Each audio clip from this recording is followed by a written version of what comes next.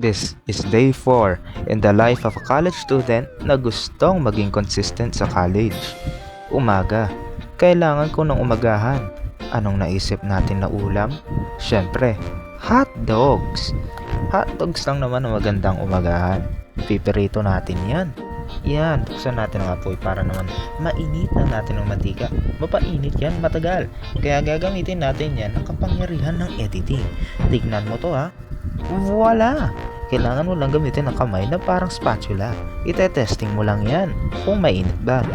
Tapos kung mainit na, ilalagay mo na ang ulam natin na hotdogs.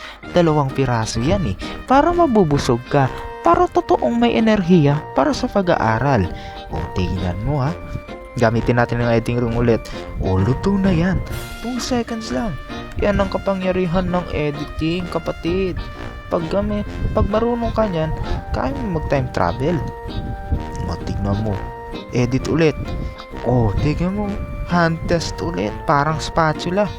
Saan ka nakakita ng ulam na walang kanin? Gamitan mo yan ng garlic. Mekos mo yan. Halu-haluin mo. Iikot-ikot mo kung kailangan. Hintayin mong maging golden brown ng iyong ulam. Hintayin mong maging golden brown ng bawang. Tsaka natin nahalu-haluin pa yan. Patuloy. Hindi natin yan titigilan hanggang luto na yan. Grabe yan Kailangan luto yan. Or else, hindi maganda yung lasa niyan. Oh, hanapin na natin ang kanin. Ang ganda-ganda na. Golden brown na ang bawang. Pagkalagay ng kanin, hahaluin na yan off cam. Kasi mahirap maghalo pag isang kamay lang. Oh, magic sarap. Para nga naman maganda. Edit na naman. Pagkahalo na ng magic sarap, okay na yan. Ready to serve na yan. Masarap na yan. Patay na yung apoy na yan. Okay na. May pa-thumbs up pa yan, no? Oh, 2 baso ng kanin tapos 2 hotdog. Masarap na yan. May kape pa yan. Talagang yan.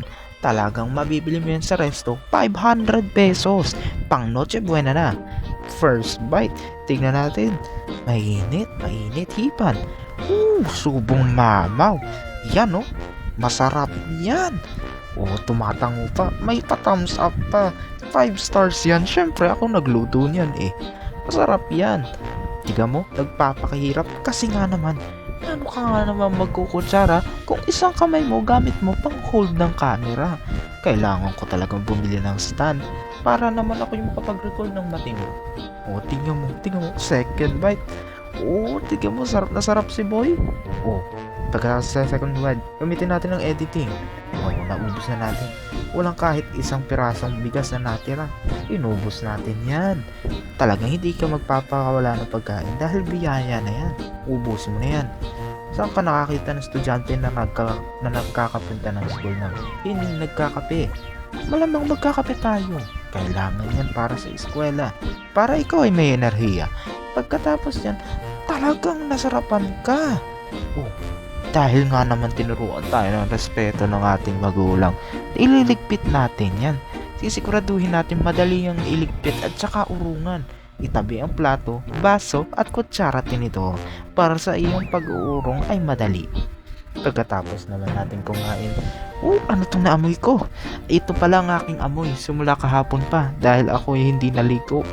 At naligo lang ako dahil sa pasok kahapon. Maligo ulit tayo para araw-araw tayong maliligo. Cut! Nandito na tayo. Tapos nang maligo. Tingnan mo, shining, shimmering, splendid, like shining armor. Napaka-pogi. Pabango, mek-mek. 5, 4, 6. Hindi na ako makapagbilang ng tama kasi sobrang daming pisik ng pabango. Meron pa sa kamay. Teka, meron pa sa kamay Ingungudlod pa yan sa katawan.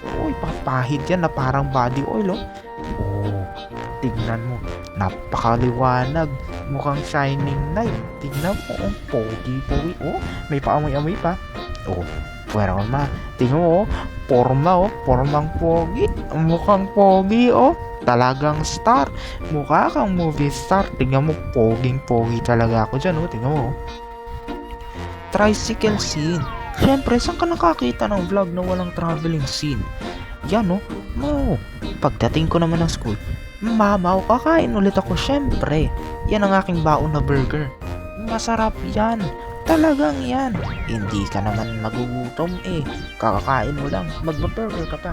Siyempre, isa lang. Itatabi yung isa mamaya. Oh, ang sarap, di ba? Ba't nakasimangot ka? Ito pala dahilan kung bakit nakasimangot. Ang hirap pa man din yan. Ito yung nahirap natin. Ito yung naiwan natin kahapon kasi mahirap. Hindi natin na-assemble yung dinassemble natin. Binigyan tayo ng time, pero hindi pa rin natin na-assemble. Tuloy na lang kinabukasan. Dito naman, gumawa tayo ng boot up USB gamit ang Surfer or Sulfur or Fusser. Hindi ko alam kung anong tawag, nakalimutan ko na kaagad. Basta, mahirap yan. Mahirap pero madali kasi kailangan mo lang i-memorize yung step. Try ulit natin kasi may time ulit na binigay si Sir. Ngayon ko lang napansin. Wala na palang tao sa classroom, ako na lang.